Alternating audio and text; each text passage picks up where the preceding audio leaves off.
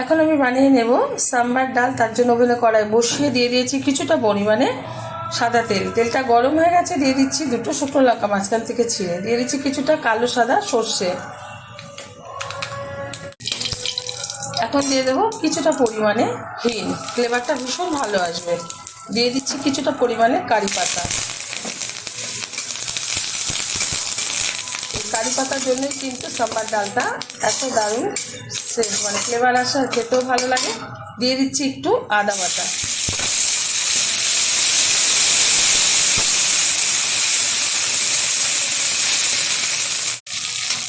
দিয়ে দেবো 1 চামচ হলুদ গুঁড়ো। দিয়ে দেবো টুকরো করে রাখা সবজি। এখানে যে কোনো সবজি দিয়ে সাম্বারটা করে নিতে পারেন।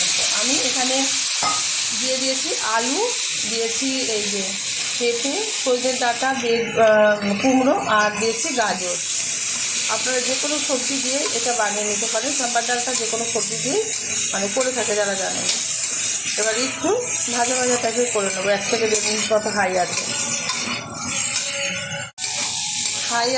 1.5 মিনিট মতো আমি সবজিটা এর থেকে ভেজে নিয়েছি। এখন এর মধ্যে দিয়ে দেবো স্বাদ মতো চিনি। ব্যালেন্সটা খুব ভালো লাগবে ডালে। যেহেতু নানা রকমের সবজি আছে, যদি পাঞ্চে ভাব থাকে সেটা কেটে যাবে। দিয়ে দিচ্ছি পরিমাণ মতো লবণ।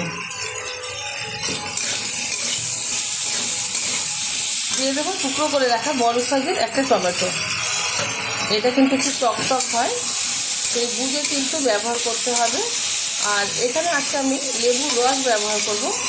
যেহেতু আগের একটা ভিডিওতে আমি মানে তেঁতুল গোলা জল দিয়ে করে দেখিয়েছি, আজকে একটু লেবুর রস দিয়ে আমি সাম্বার ডালটা করে দেখাবো। এতে কিন্তু ভীষণ ভালো একটা টেস্ট আসে, ভালো কালার আসা দেবে। দিয়ে দিচ্ছি একটু কাশ্মীরি লঙ্কার গুঁড়ো।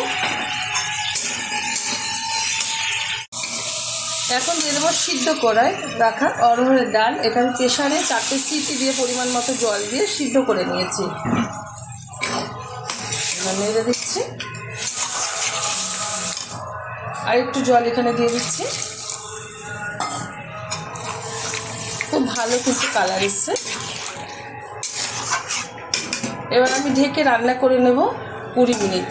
ওভেনের আঁচটা মিডিয়াম করে দিচ্ছি।